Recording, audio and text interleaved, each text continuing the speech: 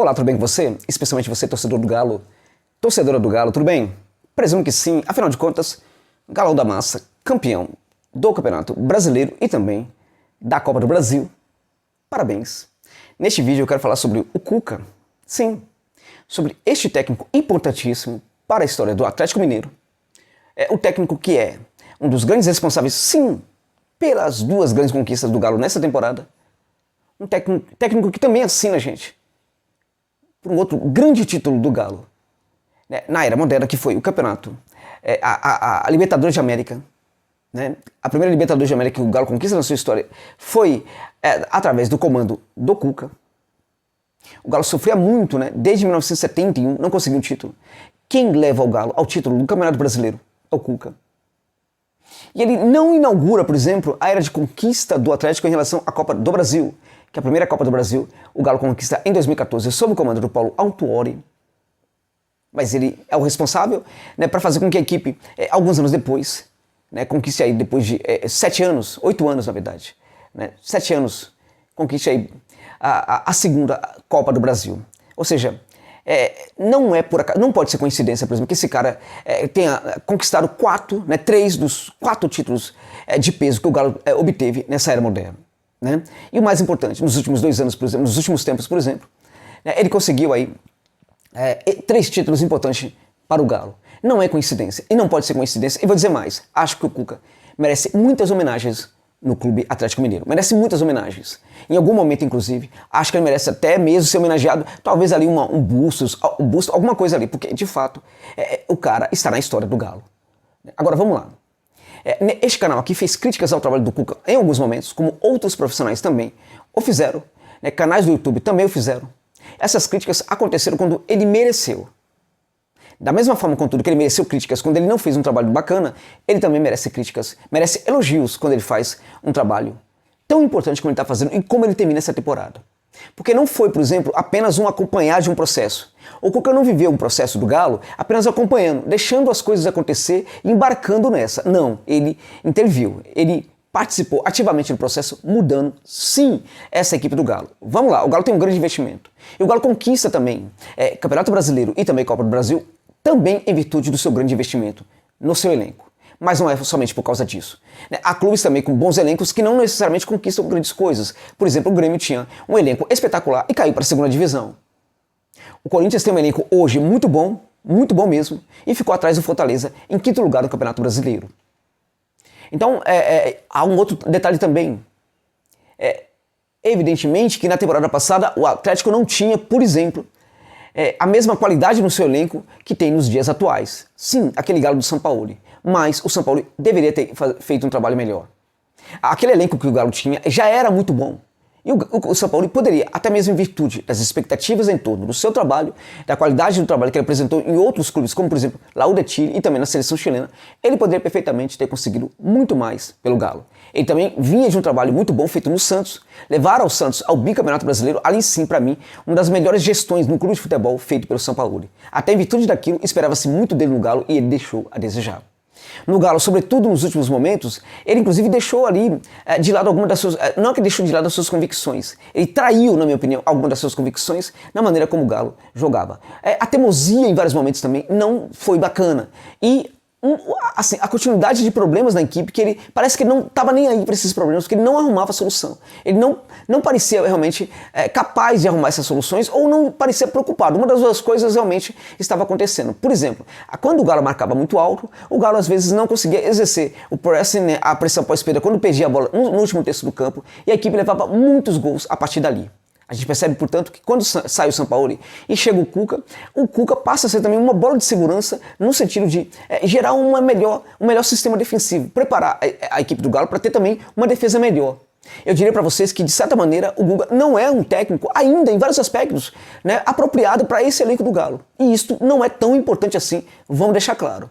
Porque a gente tem um elenco com uma verve mais ofensiva de construção, um elenco que pode perfeitamente ter uma posse de bola muito bem trabalhada, e a prova disso é que o Galo teve no Campeonato Brasileiro mais posse de bola que quaisquer outros, quase todos os adversários, na verdade. quase todos os adversários. A gente percebe, contudo, que essa posse de bola não é muito trabalhada como ideia, ela é muito mais circunstancial, vem muito mais da qualidade do elenco e também da situação dos jogadores, a correlação de forças estabelecida dentro de campo, do que propriamente um trabalho de posse, porque esse não é o jogo do Cuca. E vamos lá, não tem problema em não ser isso do jogo do Cuca. Ele pode entregar de outras maneiras, e acho que ele, quando ele chega no Galo, ele complica um pouquinho, porque ele poderia entregar de outra maneira, não estava entregando tanto, e num certo momento passou a entregar sim, e a partir daí que o Galo começa a melhorar muito. O Cuca ele começa, num certo momento, a entregar soluções táticas muito importantes e que façam com que esse Galo mude e passe a ser taticamente também uma equipe muito rica. Quando um técnico tem um transatlântico pela frente, eu já falei do Grêmio, por exemplo, né? Esse transatlântico, às vezes as pessoas acham que é muito fácil de controlar uma equipe dessa, e nem sempre é. Nem sempre é. E cada vez mais no futebol moderno, uma equipe precisa sim de contribuições táticas. Pegando esse Galo do começo do trabalho do Cuca no Campeonato Brasileiro, a equipe tinha problemas. Tinha problemas e ali havia paradoxos, havia ali contradição entre a forma como o próprio Cuca queria que o Galo jogasse e também a presença de alguns jogadores dentro de campo.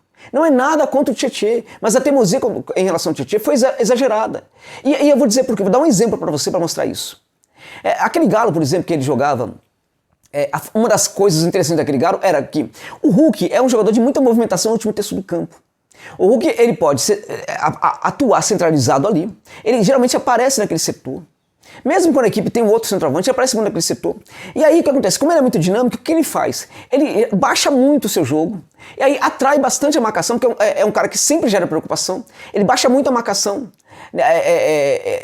Também ali na verdade ele acaba traindo a marcação da zaga adversária, e aí ele abre espaço. Quando ele abre espaço, quando ele baixava a marcação, ali o jogo dele, ele gerava duas situações. Ou ele gerava uma maior associação, como por exemplo o Nacho Fernandes, e aí outro jogador para gerar essa associação era o Tietê, e não funcionava. Mas também, nesse momento que ele baixava muito ali o seu jogo, ele abria espaço, porque ele atraía a zaga, acabava gerando espaço ali no costado da zaga, e aí tinha jogador para aparecer nesse espaço, para atacar esse espaço. Um desses jogadores era o Nacho Fernandes, que às vezes conseguia, mas o Nacho era um jogador de jogo mais total, às vezes estava também comprometido com outros lances, com outras situações dentro do jogo, e aí ficava muito para o Tietê fazer esse trabalho. E o Tietê não conseguia atacar esse espaço com a eficiência que precisava. Então era um problema. Ao mesmo tempo, quando o Tietê se apresentava um pouco mais à frente, fazendo essas tentativas, por exemplo, de trabalhar um pouco mais à frente, ele deixava um espaço muito longo nas suas próprias costas, que não era muito bem protegido.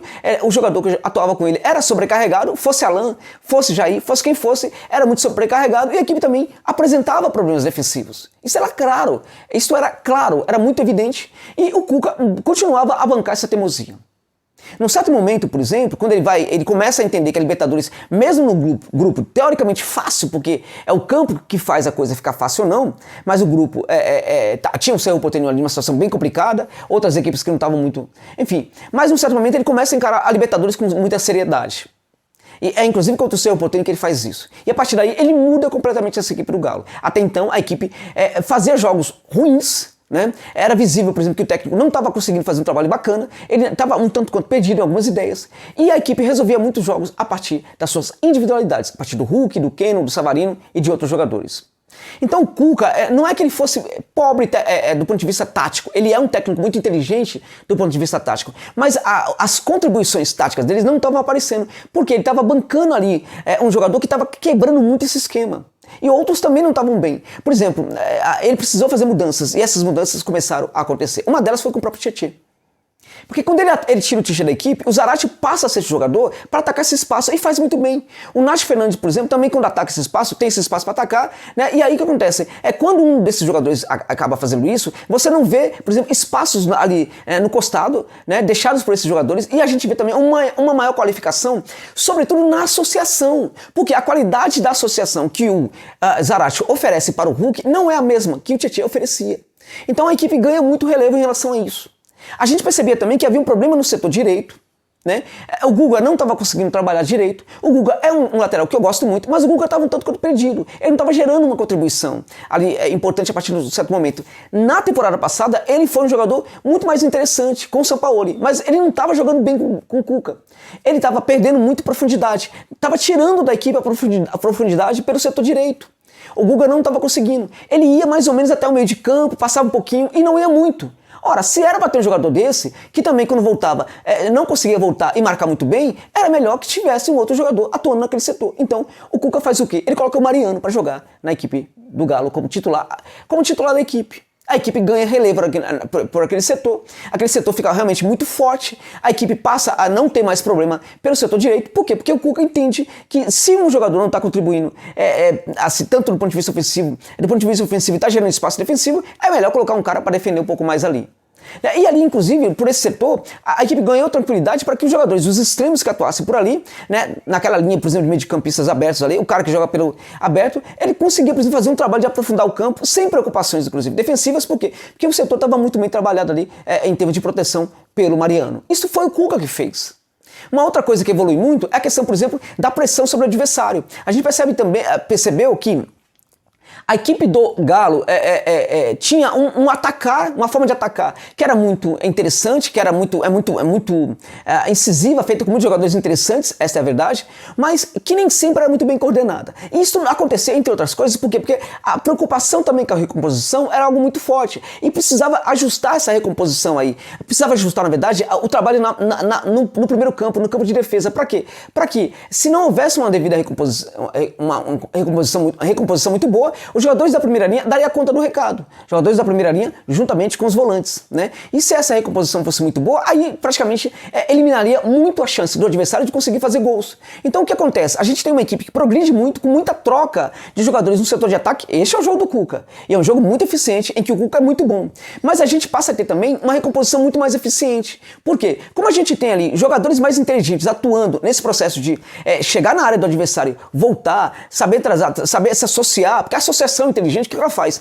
Ela complica muito a perspectiva da zaga adversária. E isso deixa uma situação muito cômoda os jogadores da equipe do Galo, né? E eles não sofrem perigo, eles ficam muito senhores daquele ambiente, daquele último terço do campo, da fronteira ali do segundo terço do campo, eles ficam muito senhores daquele setor, né? E aí praticamente intimida muitas ações da equipe adversária, né? Que quando ataca sem essa força toda. O que ocorre? Você não tem a bola, por exemplo, descoberta quando tem um lançamento, porque você tem essa primeira linha pronta para pegar essa bola. Você tem, por exemplo, esses próprios jogadores ali recompondo muito, virando o corpo muito rapidamente para conseguir gerar essa proteção no meio de campo, e muita bola é recuperada no meio de campo. Algo que o São Paulo queria fazer, por exemplo, que era recuperar a bola no último terço, ou pelo menos no meio de campo, não estava acontecendo. Isso a gente passa a ver com o Cuca. Isso tudo acontece com as mudanças que ele fez da equipe, com o Mariano na direita, com o Zarate no lugar do Tietê, né? E aí acabou funcionando muito. Ele inclusive pôde contar com alguns jogadores perdendo rendimento, como o Savarino em alguns momentos, como o Keno em alguns momentos, mas a equipe começou a ter um padrão tático tão forte que começou a aceitar, a lidar com a perda de rendimento desses jogadores. E isso é um técnico trabalhando, fazendo com que a equipe não dependa tanto mais das suas individualidades e consiga no tático também entregar muita coisa interessante. Mais que isso, na defesa também a gente tem ali uma pressão muito forte, jogadores chegando, jogadores pressionando, jogadores dando conta do recado também, porque é sempre três chegando para marcar, chegando para combater no primeiro campo, protegendo muito e pegando a bola e acelerando para o ataque. O Cuca é realmente muito responsável por isso. Ele é realmente um técnico que conseguiu entender que ele poderia gerar grandes contribuições para esse Galo. Se ele deixasse teimosia de lado, ele o fez. Virou o grande conquistador, na minha opinião, de 2021 no futebol brasileiro. Ele é muito responsável por tudo que o Galo ganhou nessa temporada, assim como também foi responsável pela conquista da primeira Libertadores da equipe do Atlético. Então, ou seja, é um técnico que realmente está na história da equipe, sim. Acho que o clube em algum momento tem que fazer uma homenagem para esse técnico, sim. Ele é um técnico que entendeu que não era porque tinha um grande elenco que tinha, por exemplo, que ele não podia oferecer algo dele, ele ofereceu, e o Galo também conseguiu ser campeão, porque o Galo também se tornou uma equipe muito forte do ponto de vista competitivo. Isso aconteceu por causa do técnico Cuca. Ou seja, então ele merece ser as nossas homenagens, merece o nosso reconhecimento, merece os nossos aplausos, porque ele foi um dos grandes técnicos do futebol das Américas nessa temporada de 2021.